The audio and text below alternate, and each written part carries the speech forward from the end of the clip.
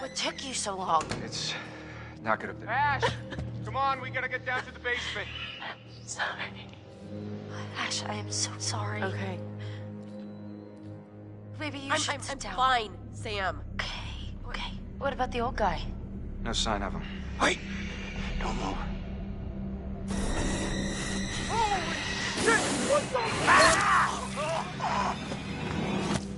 What are you looking for?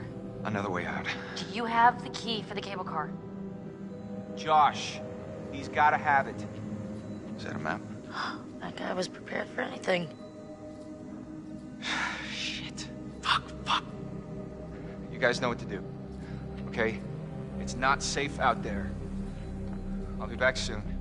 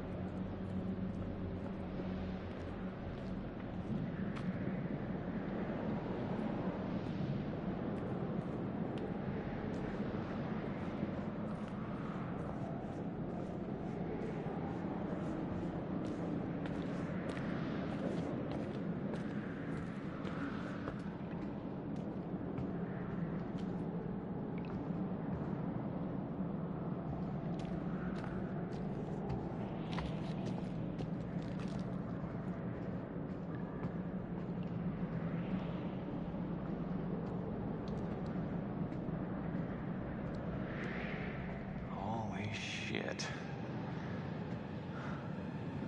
Huh. What happened to the wolves?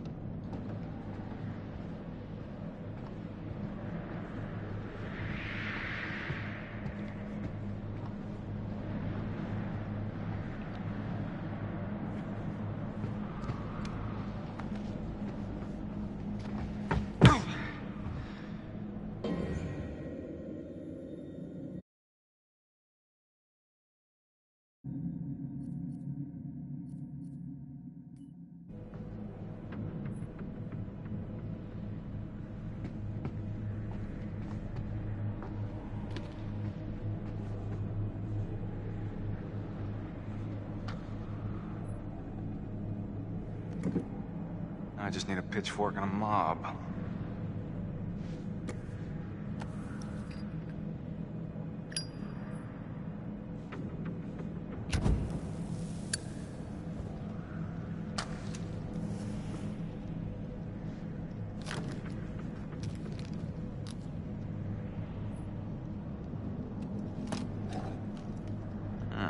Good enough.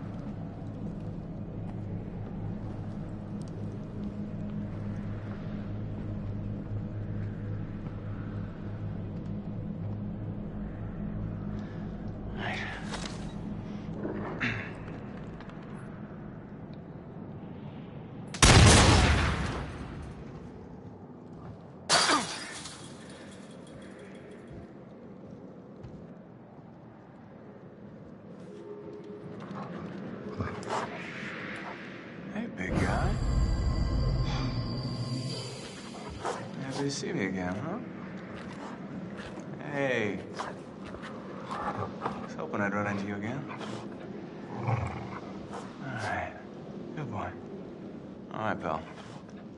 You're coming with me. Alright. Here's the plan. I happen to see a map of this place, so we're not flying blind. There should be a way through the psychiatric wing that'll take us right outside the mine. Think you can handle that? Couldn't have said it better myself. Boy.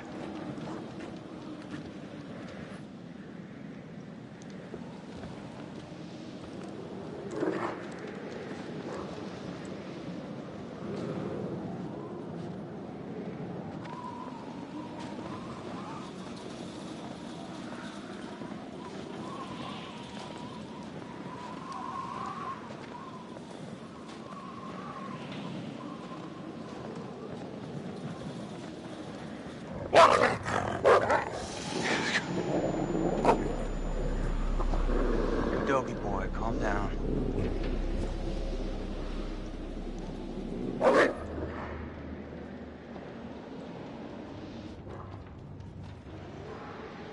Check a move like you, Wolfie. Stuck on this side.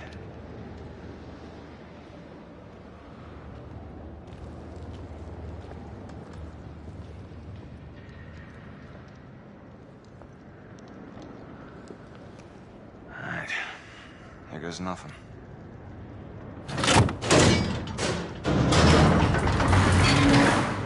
Awesome.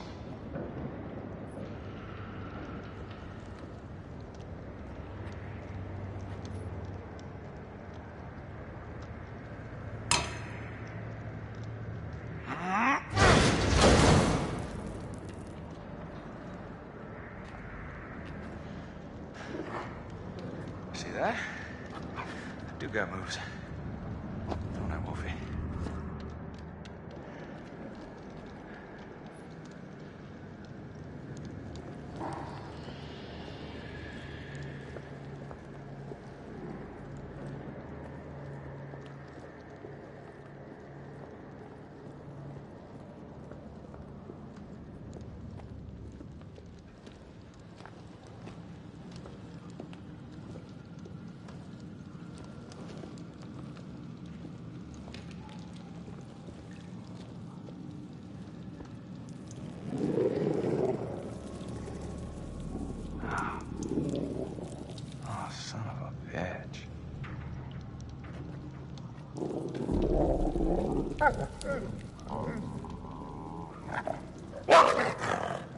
Jesus Christ. What the fuck have I got myself into?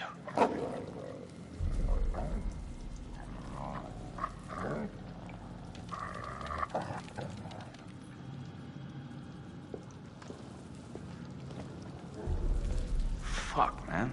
This is truly disgusting.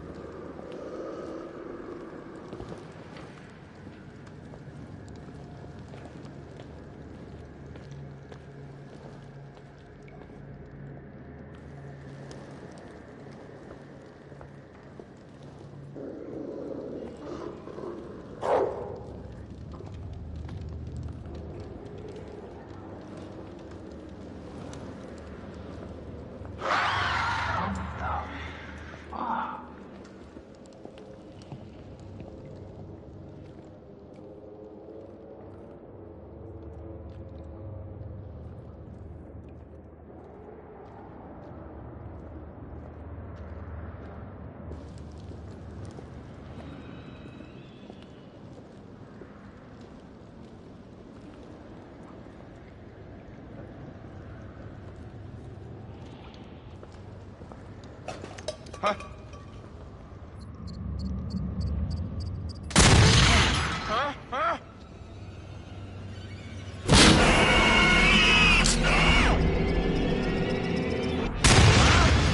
Huh? How's that for you, fuck?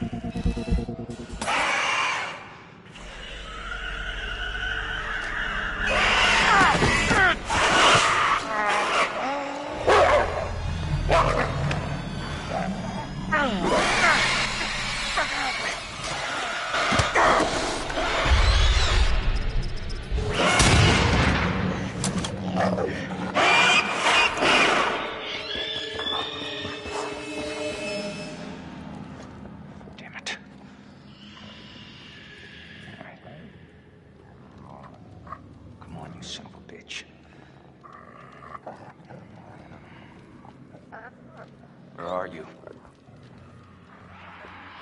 Huh?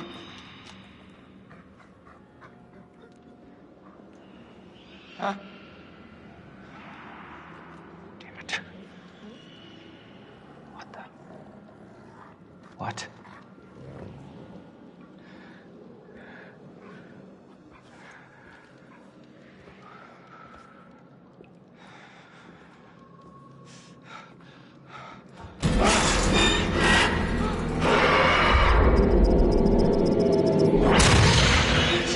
Stop! This is a fucking bad dream.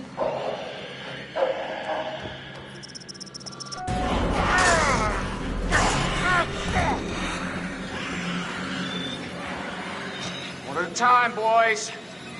It's enough of me for all of you.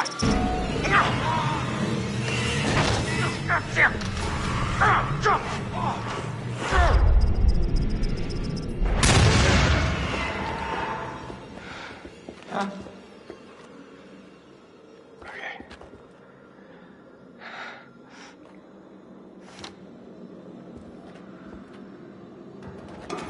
Okay.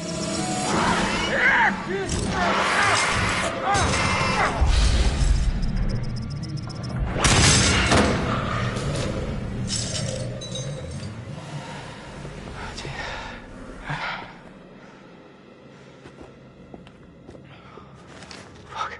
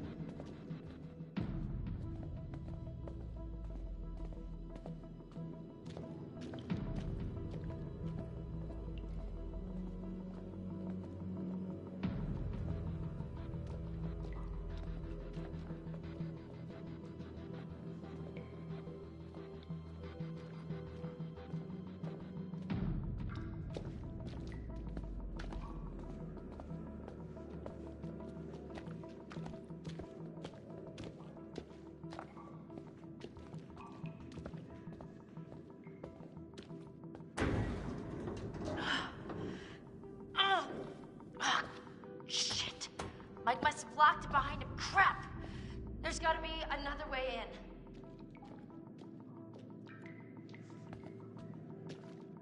Wait, hey, what about this? I mean, should we try it? Well, it's not like we got a whole lot of choices here.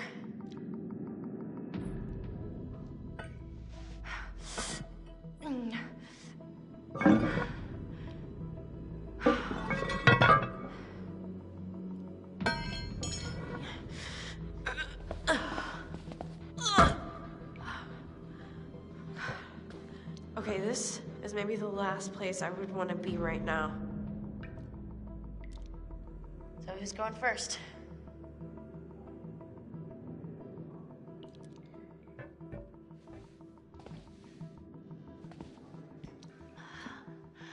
It's not so bad.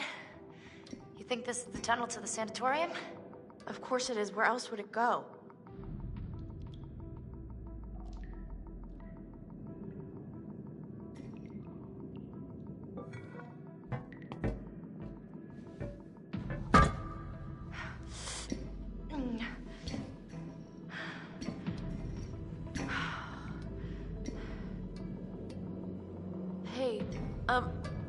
Hey, we should close this, right? Huh? I mean, what if something's following us? Yes, fine, close it. But we gotta keep moving. Can you just catch up, please? Yeah.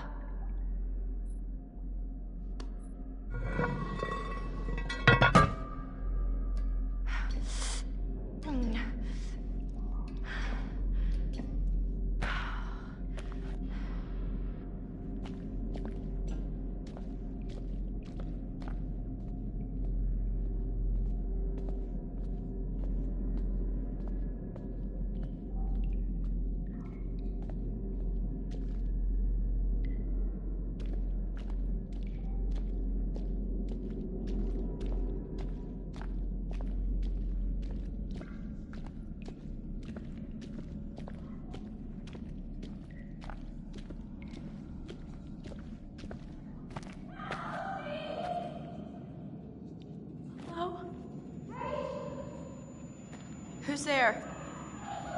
Anybody? Jessica! Is it you?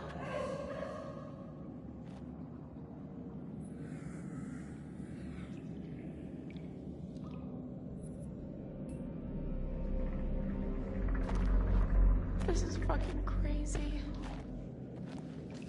Jessica. Ugh! Jessica, is that you?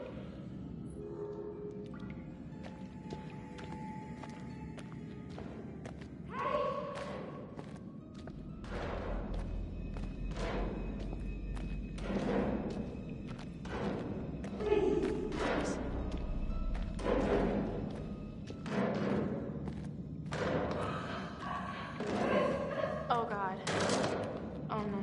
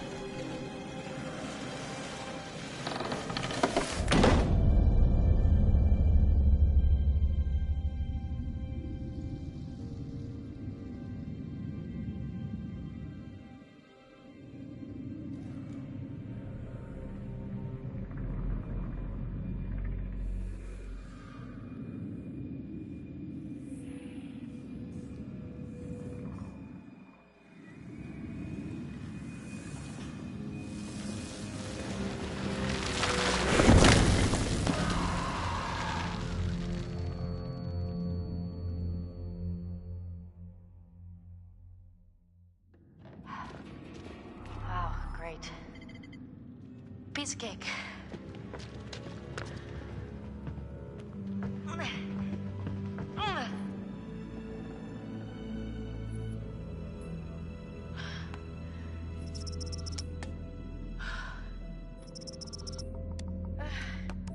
Come on, girl, you can do it.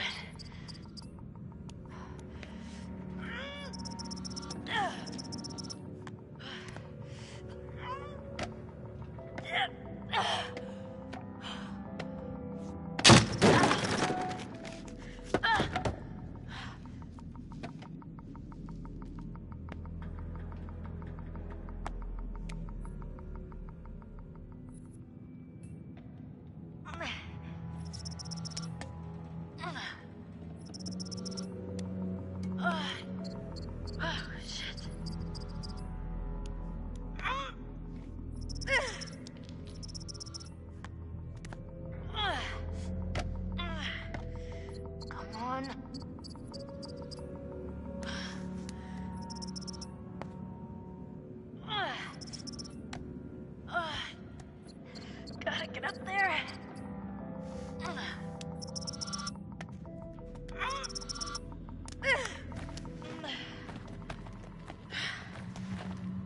I beat you. I fucking beat you.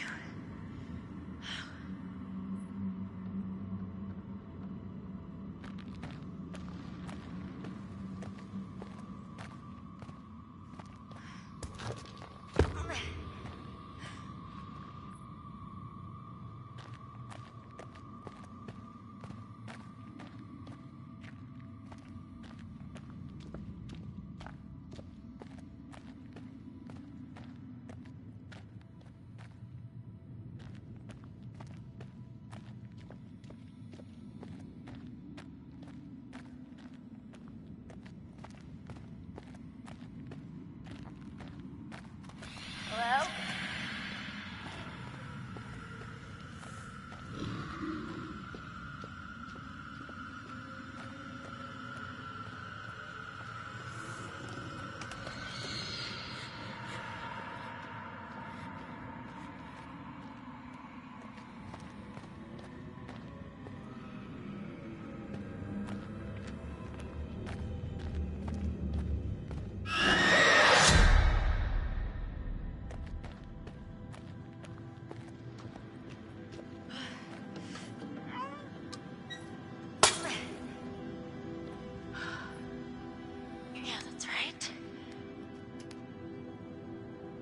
Come on, girl, you can do it.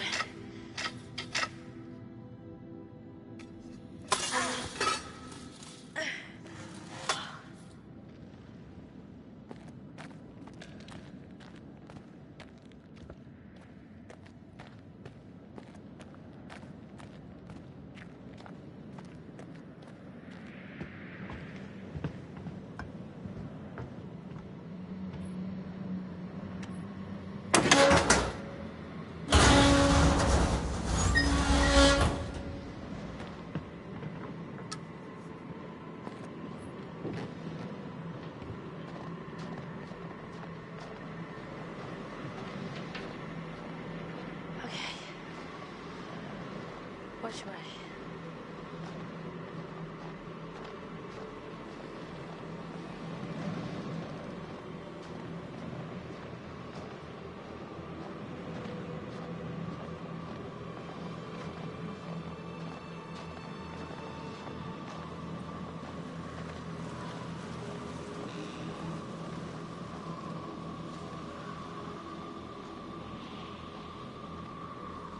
Hello?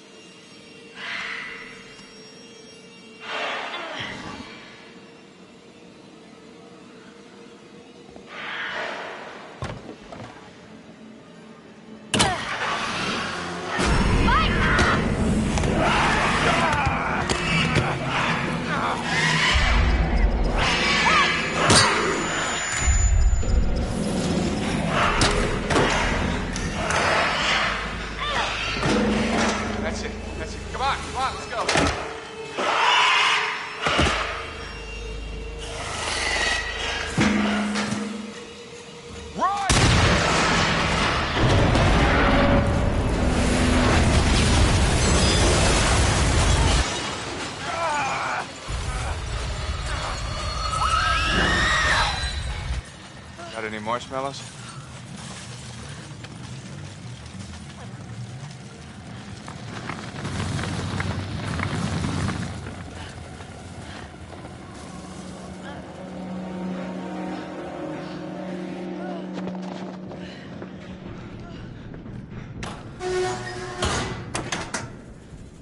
Whoa. You all right? Define all right. Alive, for a start. Let's find a way down to where this fucker lives.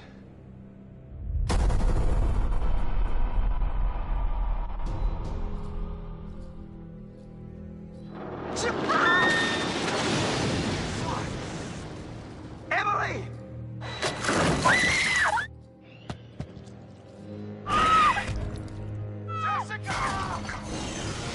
Do you have the key for the cable car? Josh. He's gotta have it. He's gone. We're too late. Shh! Quiet. Wait! Don't move. Holy shit! I'm gonna get that key right from that thing's goddamn bedroom, and then I'm gonna get us all the hell out of here. That's it. That's it. Come on, let's go. Run!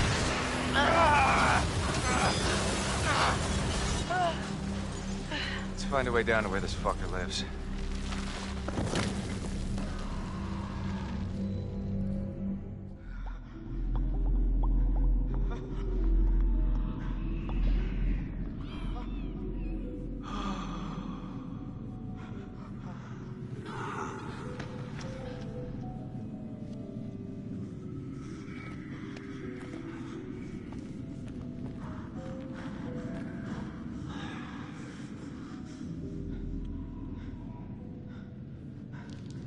I wonder how much these sessions are of any help to you now. Just won't listen to me and things seems pretty fucked up.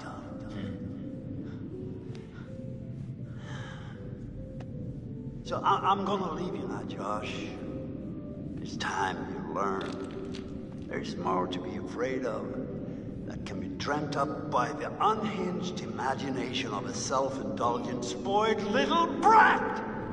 You had so many people who cared about you, who were willing to help, but at every turn you choose to push them away, and now you're all alone. But by the sounds of things, you won't be alone for long. No, you won't be alone for long. Deep breaths, Josh. Deep breath.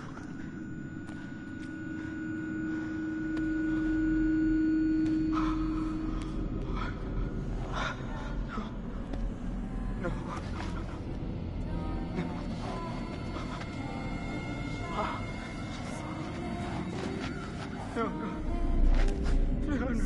not again. Not again. Get away! Get away! Ah! Get away from me! No! You're dead! Sorry. You're dead! Shut up! No! You're dead! It's not ready. You manipulate us. You are a coward there. Gun. Yeah, one is turning a bit I don't take orders from you. You can't tell me what to do. You can't tell me what to do anymore. Time has run out for Josh. Okay. I trust you. I trust you. I trust you.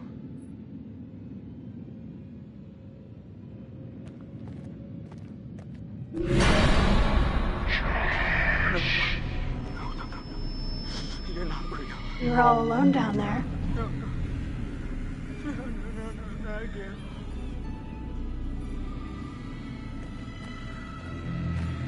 All alone. But you're with us now. Family. Get away from me! Get away! Why didn't you save us, Josh? Why did you want us to die? I didn't want you to die. I swear.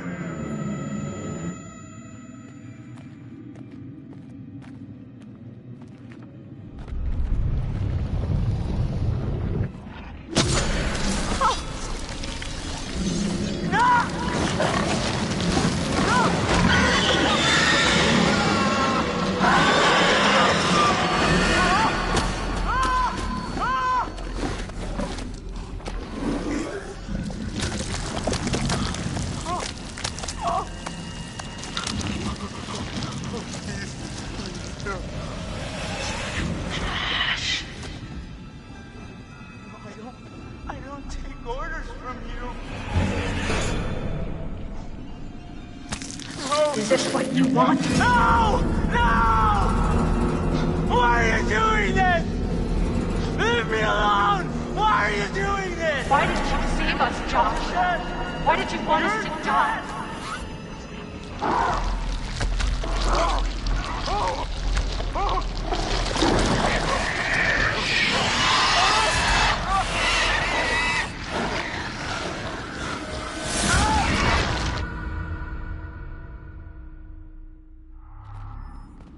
It's hard to believe that thing used to be a person. Yeah. Maybe a minor. Maybe someone who worked in the sanatorium. There was so much weird shit happening up there that wouldn't even begin to surprise me. What kind of weird shit? Someone was capturing the Wendigos. Had them all tied up in these restraints. I saw some real fucked up shit. Wow. I must have just let them all out when I blew the place up. Huh. Smooth move.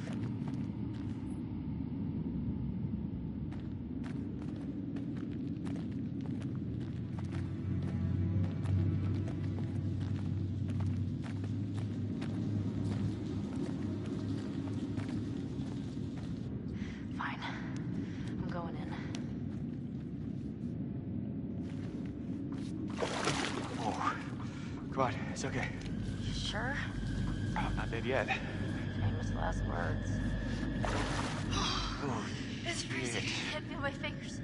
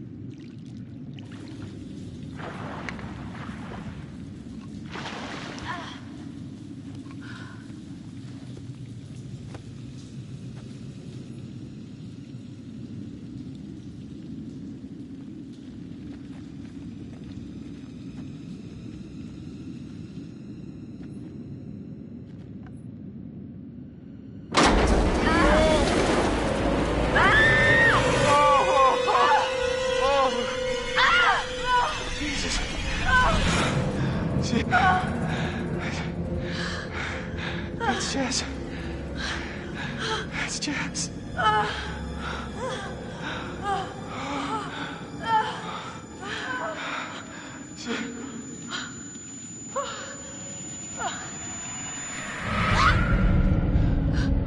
You see that?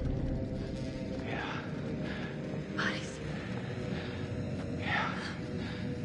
Yeah, a lot of them.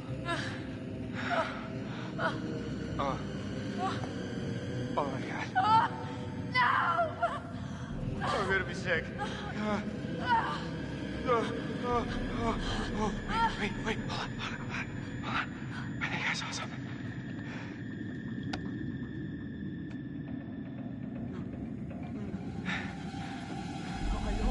I don't take orders from you. I don't take orders from you. You can't tell me what to do. You can't Josh? tell me what to do Buddy? anymore. You can't tell me what to do. Oh, okay. Okay. I trust you. I trust you. I trust you.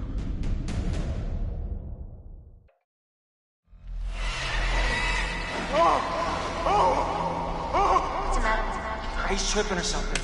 Josh! Mike, Josh!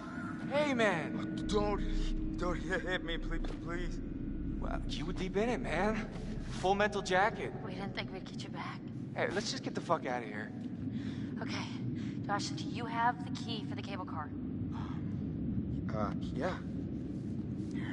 Oh, God. See that over there? That means there's a direct way out. Come on. There's no way Josh is gonna make it up there. Okay. If you help me up, I can go back to tell the others we're okay. Yeah, good. You bring Josh back the way we came, and we'll all meet at the lodge. Be careful. Yeah, you too.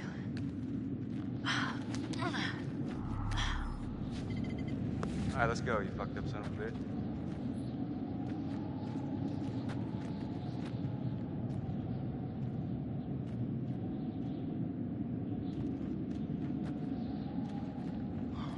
You didn't have to hit me so much, man. Yeah, I'm sorry about before, man. I thought you killed Jess. I was wrong.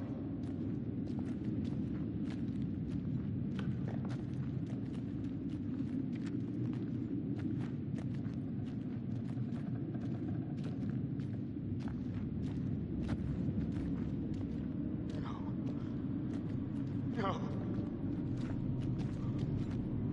Oh! Oh! Oh!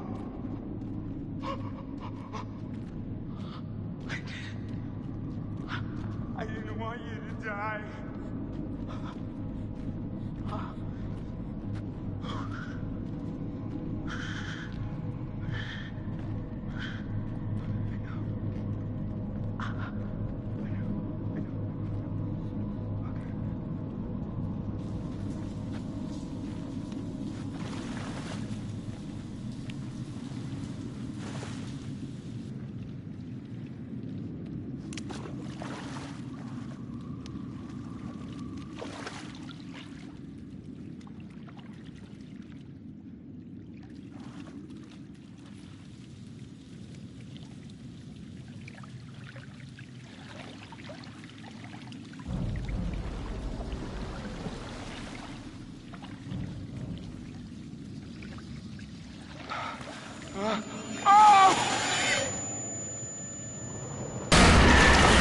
You're not real!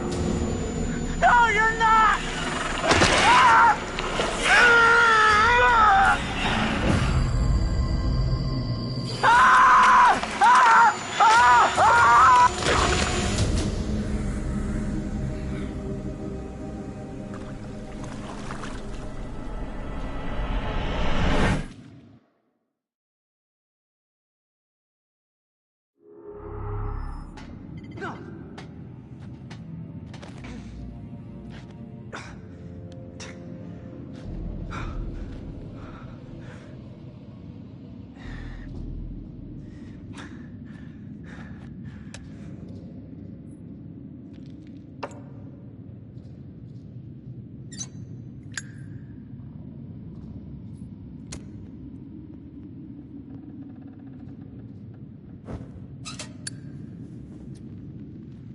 Ta-da!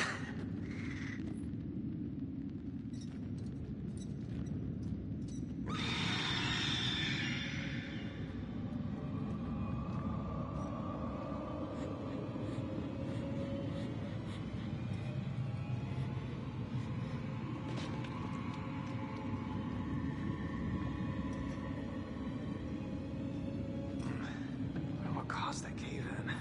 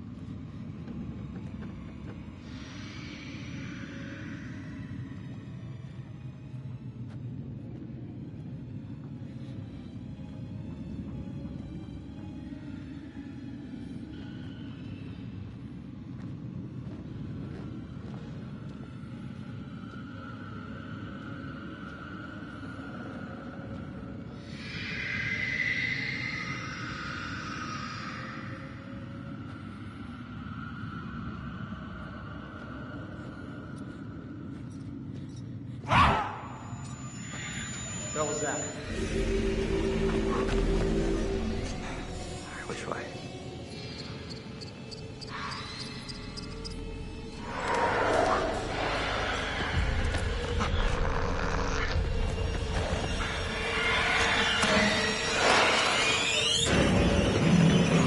Holy crap! Oh, fuck! Damn it!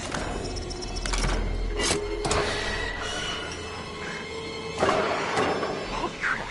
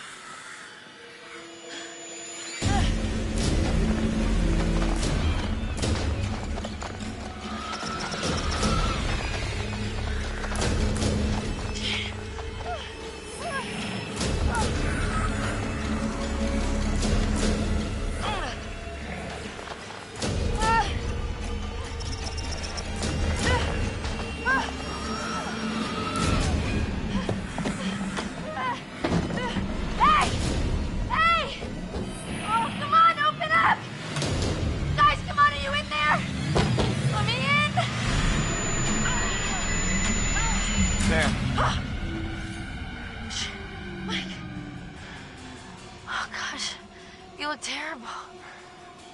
Gonna look worse if we stay out here. Come on.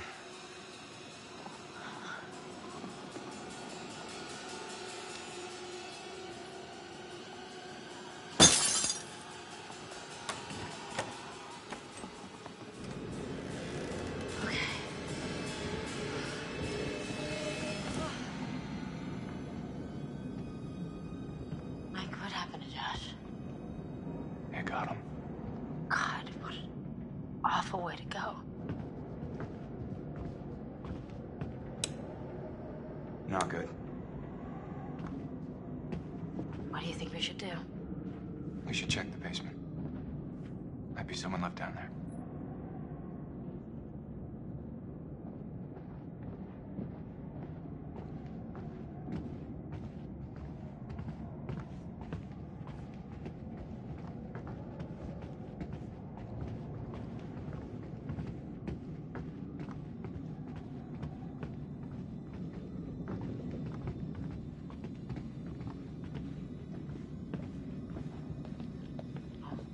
How do you rate our chances of survival?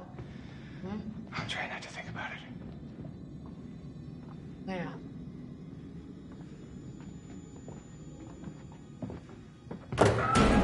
Uh-oh. Shit. Sam.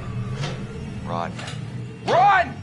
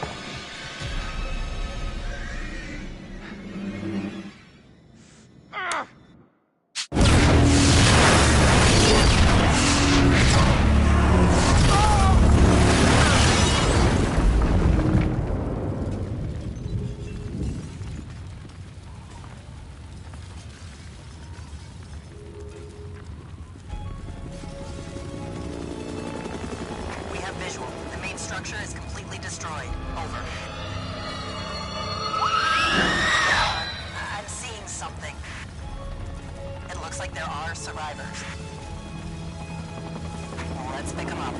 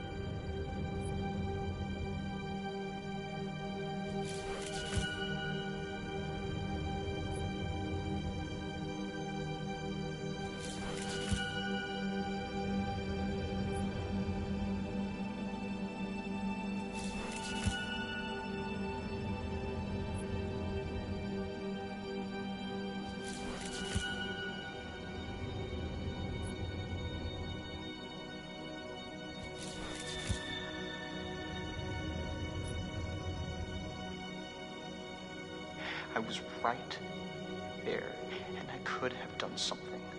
I tried to do something. It wasn't good enough. He was out of his fucking mind. He wanted to hurt us. Okay? And I thought he was the one who attacked Jess. This wasn't fast enough. I was so close, man. If I had just been a little faster, I could have saved her. I could have saved her. So it was my fault. And the reason Jess is dead. Josh helped us, and then... Fuck, man.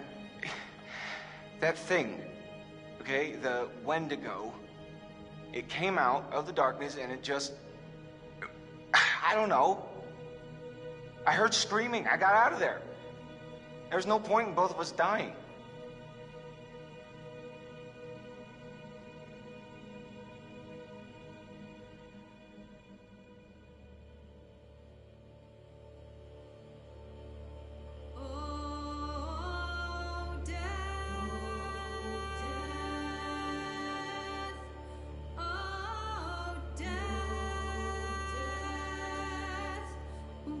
You spare me over till another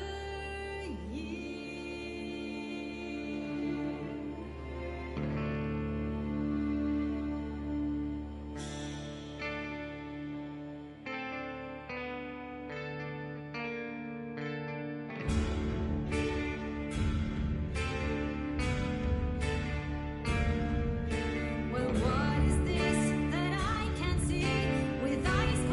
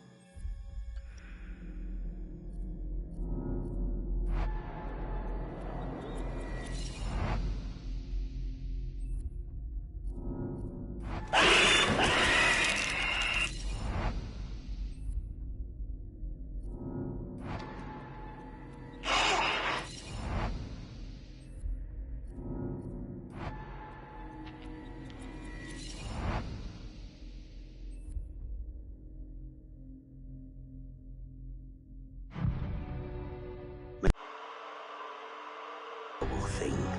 And sometime after the prospectors, until a cave-in trap and driven mad murderers, cannibals, human flesh. Years after many moons and many hunts, until one night I was finally able to get him in my sights. But we were not alone in the woods that night. I was tracking the Machu Picchu. It was tracking something else. The Machu Picchu forced your friends over the mountain. There was nothing I could do. I couldn't save your friends, but I could avenge them.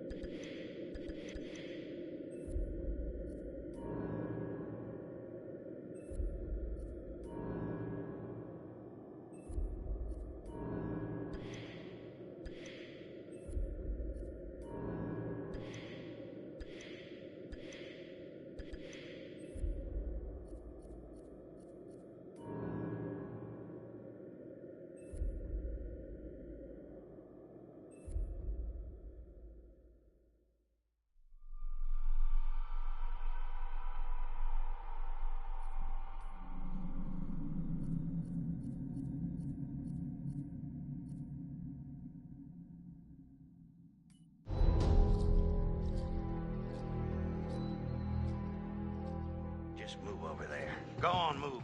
Let me say what I came to say. I'm here to tell you what you're up against being back on this mountain. You should never have returned. I don't know why you did after what happened last year. You mean with Hannah and Beth? Yeah, how could you know without being involved? I don't take kindly to you kids coming up here to my mountain. Your mountain. The mountain don't belong to me, it's true. But it don't belong to the Washingtons. This mountain belongs to the Wendigo. Hi, this is Lee Robinson, production designer at Supermassive Games. Understanding the ancient myths of the Wendigo was key for their development that helped the visual look. Through sketches and concepts, these elements were visualized, such as eyes being milky, almost dead, with loss of lips and eyelids due to frostbite, fangs growing and arms and legs getting longer, with skin hardening and thickening to look snarling and menacing, yet withered and lean. The hell was that? Another fucking piece of... Fingers and toenails extending like claws, allowing them to climb effortlessly. We made them look gaunt and weathered, and having ragged remains of clothes they wore. Blood-stained and rotten, with patches of hair still remaining, they retained strong skeletal limbs, which enable them to be agile and quick through the environment. Where are you? My name is Jamie Gallipo, animation director at Supermassive.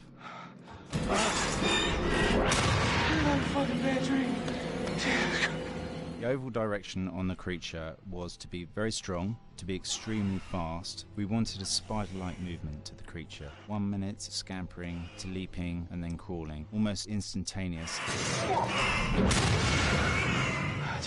And finally, we wanted the creature to have this real, uncontrollable thirst for flesh.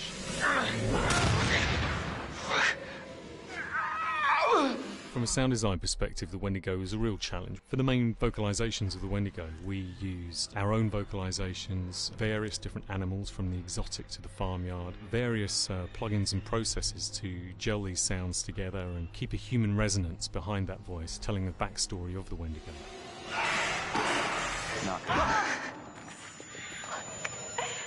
During the chase sequences, the anger of the Wendigo is felt by encircling breaths, screams and screeches that essentially chase you as you're being chased by the Wendigo.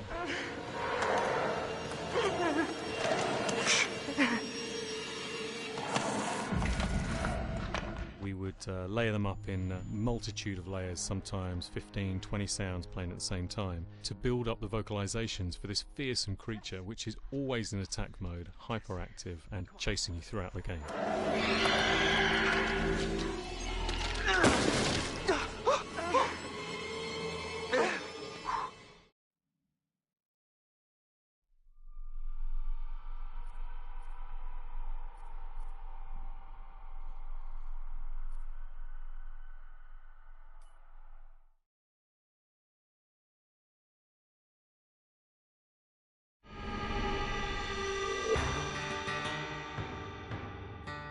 America's North Woods border region.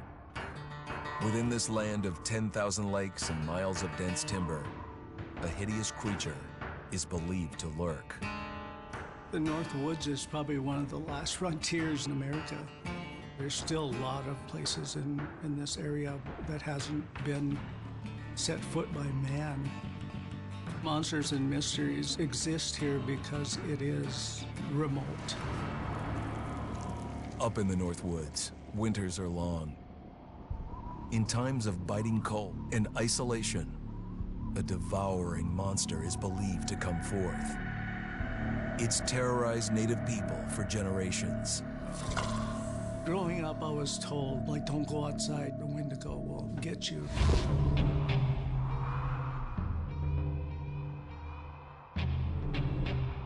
Among the traditions of the northern Algonquin tribes is the Wendigo, a monster that can seize hold of a person to carry out its hunger for human flesh. Many Native Americans fear even talking about this Wendigo, and even the mention of the name will let the Wendigo find out where you are, and it will open you up to be possessed by this Wendigo. The most famous case of a Wendigo possession took place in 1879. In the deep woods outside of Edmonton, Alberta. Swift Runner, a Cree Indian, was a trapper and a guide. He had left town the previous autumn with his wife, 6 children, and his mother. But when Swift Runner returned in spring, he was alone. Swift Runner came into a nearby village telling this heartbreaking tale. I had to watch them starve to death. Of his family being killed by starvation, and that he was the only survivor. My whole family gone. It wasn't hard to understand a family falling victim to a brutal winter. To even not. Yet something was suspicious about Swift Runner. He was a strapping man, and he came into town weighing over 200 pounds. It didn't look like somebody who had just weathered a terrible winter. He wasn't malnourished, didn't look like he was starving. He looked healthier than ever. After a few nights, it became clear that something was wrong. He started having night terrors, screaming in his sleep. I am the Wendigo! Villagers alerted the police. Swift Runner actually guided them back to his winter cabin. When they got there, that's when they saw the true horror.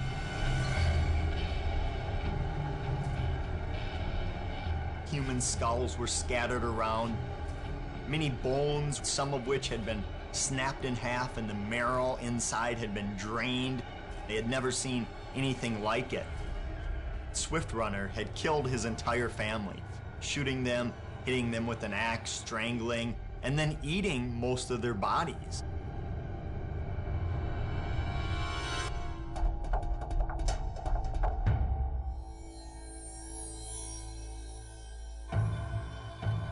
Right up until the moment the noose was on his neck, Swift Runner swore the evil spirit of the Wendigo had possessed him and twisted him into a cannibal killer. When he was on the gallows, Swift Runner himself said, "I am no longer a man."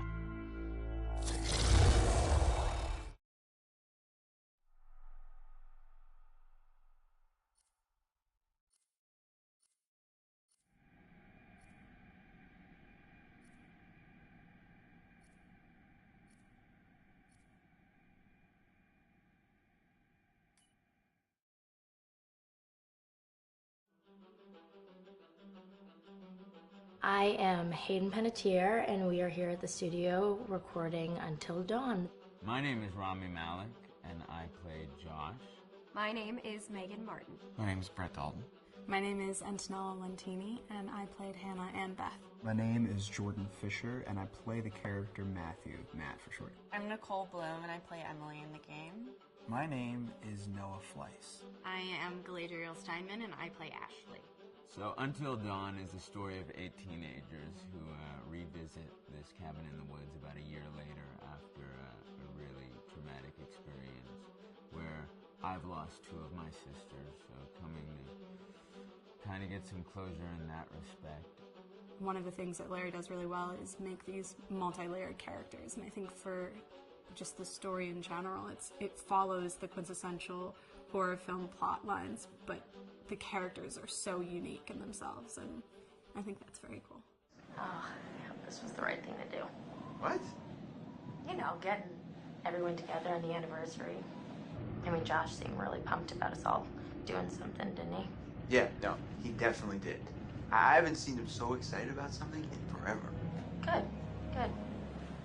Sam and I have a few things in common, such as being huge lovers of animals, and she's a huge animal lover. She's vegan. She is a pacifist. I'm not quite sure if I'm gonna go as far as saying that I'm a pacifist, but she's spunky and cool. I know that she, I think, is made fun of a little bit by the rest of them who think that her morals and her beliefs in that area are a little ridiculous and they don't agree with them, but she doesn't care. It doesn't stop her from being herself, and that's something that I hope I have in common with her.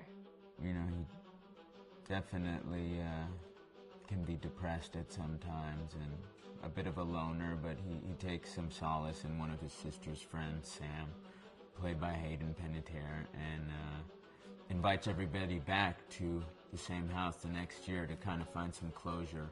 Jessica she has a whole lot of personality. She is definitely the sort of mean girl character that, you know, at school she knows she's pretty, she knows that boys like her, and she's going to use it to her advantage. He's got a big heart, and you can tell that that's very evident, especially how he treats his girlfriend, Emily, and, you know, he's kind of a meathead, but in the best way possible. She really knows what she wants, and she manages to get that from whomever it is, whether it be Matt or Mike. You know, she's really driven, and I can definitely relate to that. My character is Chris, and he is what society might consider the nerd of the group, and he kind of embraces it. Ashley she's a little more serious than some of the other girls. She's definitely very intelligent and thoughtful. She kind of looks at the whole big picture of things. She's not quite as geeky as Chris, but they connect in a lot of ways. Mike is like big guy on campus. He's the class president who has some charm and has a brain, and I don't know, people seem to like Mike. He gets away with a lot, though. He can be kind of jerky. The fact that he really just kind of wants everyone to be happy, and he's a people pleaser, and I can definitely attest to being, you know, that guy. I'm always the friend that wants everybody to be happy and wants everybody to be taken care of, and that's definitely Matt. But also, like, this character is just so fun. I rarely get to play the bitch, and so it was really fun to do that. The spirit of things, seriously, what's wrong with you? Just trying to lighten the mood, Em. Don't be like that. Like what? The way you're being. You always get like this. I just think this is just the coolest thing to be a part of, and I just think it's going to take the world by storm. I really do. I think this genre is the wave of the future, and I think that once people see the potential behind it, of getting to interact with the drama that you're witnessing unfold in such a realistic way, that this is how entertainment's going to be from now on.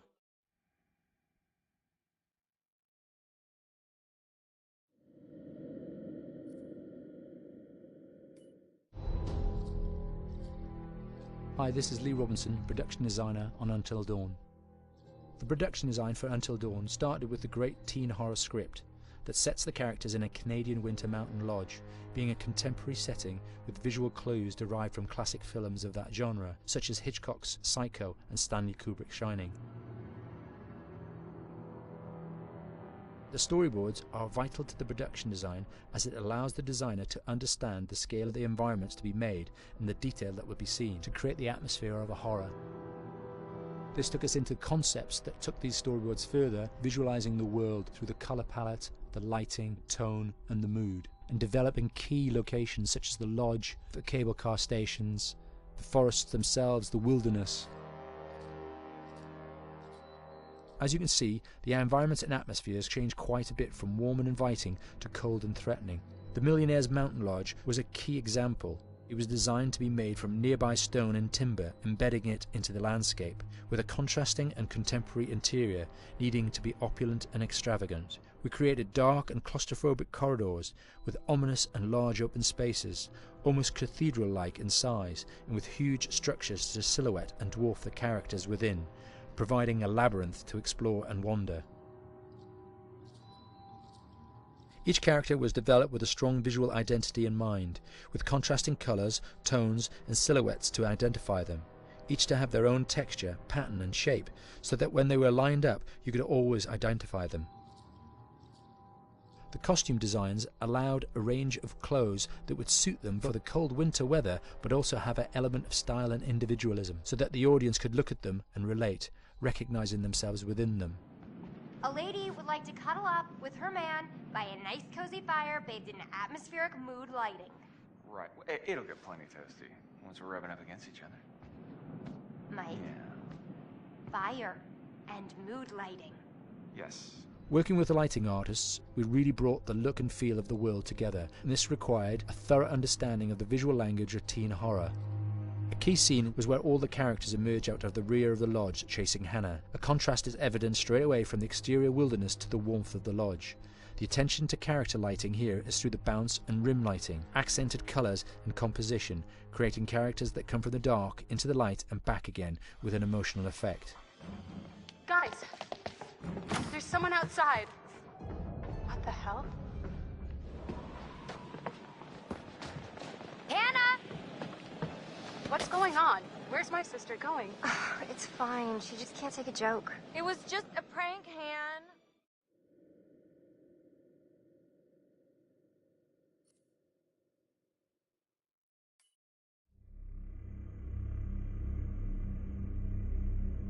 Until Dawn is a game that's full of horror, and one of the things we decided to do early on was to take a scientific approach to how scary it was. So we did experiments on people and we measured their responses to the game. We've created a test area. It's as close to a home setup as we can get it. We've recruited ordinary people to play the game and we've left them to play it on their own. You're turning the light off.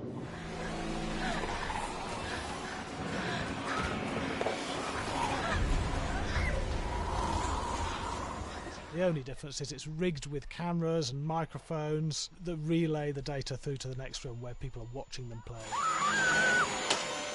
Bracelet here we use for biometric testing. It measures the player's emotional response. It's called a galvanic response sensor. It makes contact with the user's skin and it measures the electrical conductivity across their skin. It's the same principle as an old-fashioned lie detector. When you're stressed, you sweat a little, very sensitive, and picks up tiny changes if the player is feeling anxious or scared. That data's fed back to a testing team, it comes through as a graph. I'm so sorry.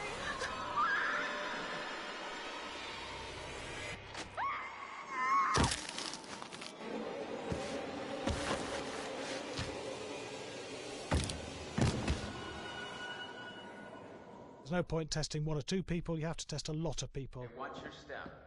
When we have a scare that's consistently has a measurable emotional response, then we knew it was good. If it didn't have that, it goes back to the team for improvement. The data doesn't tell us what's wrong with the scare, it only tells us if it's working or not. Wait, okay, so you hear that too, right? Josh. Here we have a chapter relatively early in the game. Weirdly regular. Nothing regular about it. We have to create tension and anxiety in the player so they are ready to receive the scare.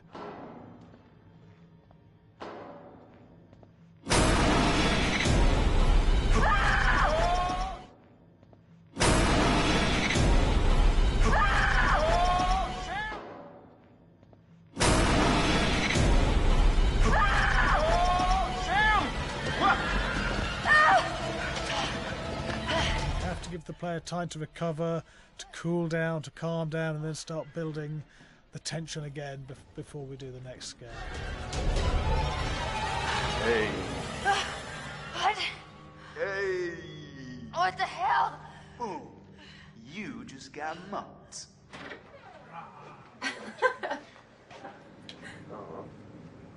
Yeah, I have such an adrenaline high from that game. There's two things we found. One is we could look at the scares, analyse if our expected scares were working effectively. Were people shrieking and covering their hands, or were they getting an emotional response from it? And being scientific about it means that we strip out people's opinions about whether things are working or not. We've got data, and we look at the data. If it's working, we're happy with it. Really scary. Bit scared and wanting to get away. I actually be maybe a bit scared to play it on my own, but in a room with the lights on, yeah, with some other people as well, yeah, maybe. But because I'm a scaredy cat, I would play with someone in the room. And the lights on. It was one of the scariest games I've played in a long while.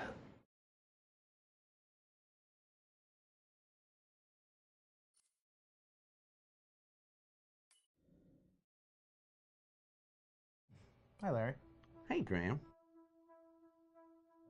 Hi, my name is Graham Resnick. I'm a filmmaker, writer, director, sound designer, and I started working with Larry Fessenden about 10, 15 years ago through my friend Ty West, who I grew up with, and have done a lot of sound design with on his films. And he was producing Ty's films at the time, and Ty introduced me to Larry. Larry produced my first feature, and we've written together on several projects. My name is Larry Fessenden. I'm a filmmaker. I run Glass Eye Pix, which is an independent production company out of New York. We make indie movies, a lot of scary movies as well. And I got a call to audition to write this video game. And I called my pal Graham Resnick because Graham is a gamer. And while I thought I could offer something to the idea of writing this multi-branching story, I knew that I would want Graham's expertise as a lover of gameplay, since I guess games were started. So and just as a lover. And as a lover, yes. Which is why there's so many sex jokes in the game. There was one Italian website that did say the Larry that's Fessenden right. and Graham Resnick, the two lovers behind Until Dawn. Come here. Maybe I know how to handle you too. I am definitely ready to be handled. So I wanted Graham by my side. Yeah, and we got the gig, and it's been an amazing ride. Oh, hell yeah. Oh my god, she's taking her shirt off. What? Oh my god! Matt, what are you doing here? Hannah. I'm sorry, Hannah. This all got Don't out of worry, hand, just but...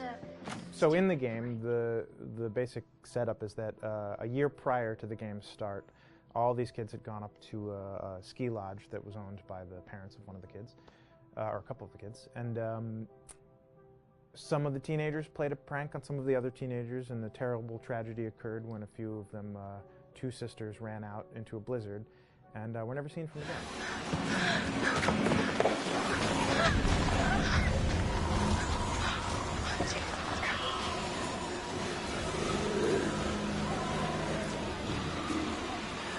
So now, a year later, this is kind of torn apart, this group of friends. They've gone through some trials and tribulations in the past year. The brother of the two girls has had a lot of psychological issues, and to kind of help him cope and help them all get over it, they all returned to the lodge a year later, back up on the mountain. And the idea is to get over it, but... the healing does not begin. Yeah, and these kids are all trying to find themselves. They've been through a trauma, but in general, they're just teenagers trying to figure out who they are. So they're all kind of falling into the patterns, the stereotypes, the characters they see on TV and in the movies. I think we were very interested in taking genre tropes and kind of making them sort of refresh them.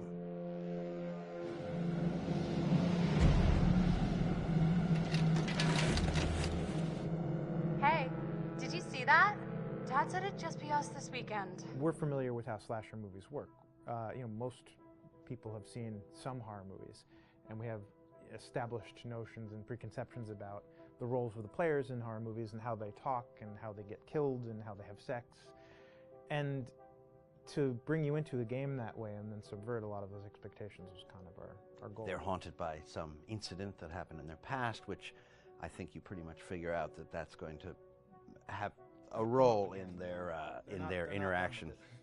Yeah, so I think what was fun was we take some sort of stock characters and we try to give them some shape, but at least at the beginning they're recognizable in the way of groups of friends. There's, you know, the jock and the bitchy girl and the rivalries between everyone. And oh my gosh, and really fun characters too. Like we just had so much fun living in the minds of these characters through writing the script. What do you think? Jesus! You know, it was fun. I think we were looking to get that kind of banter that you see both in movies, but also that you absolutely have with friends, and sort of those inside jokes. And of course, as writers and as friends ourselves, we sort of developed little tracks, and we try to give the characters that kind of vibe.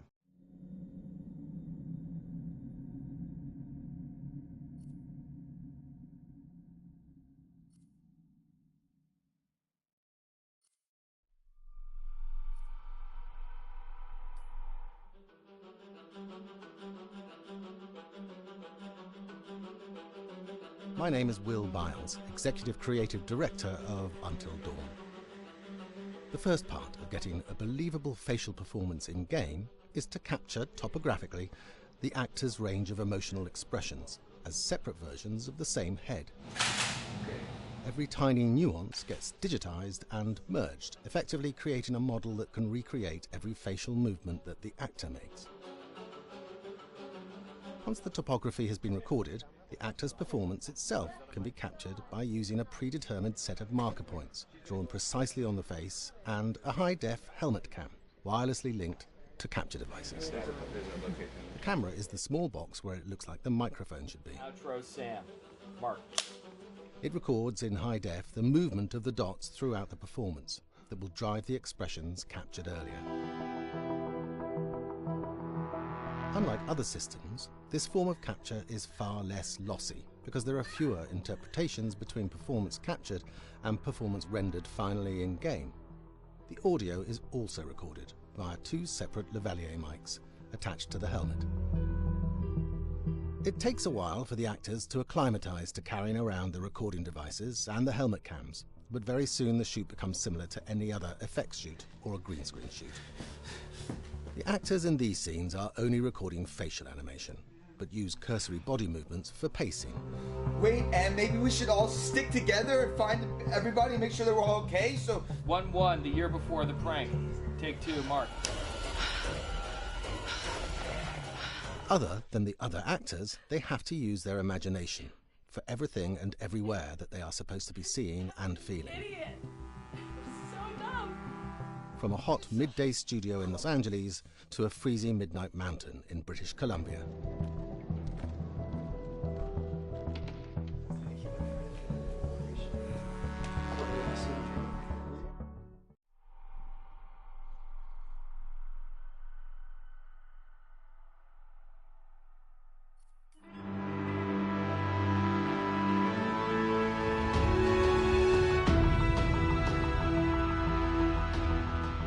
Until Dawn has a dynamic, ever-changing story, the facial performances and the body performances are recorded separately, with different systems.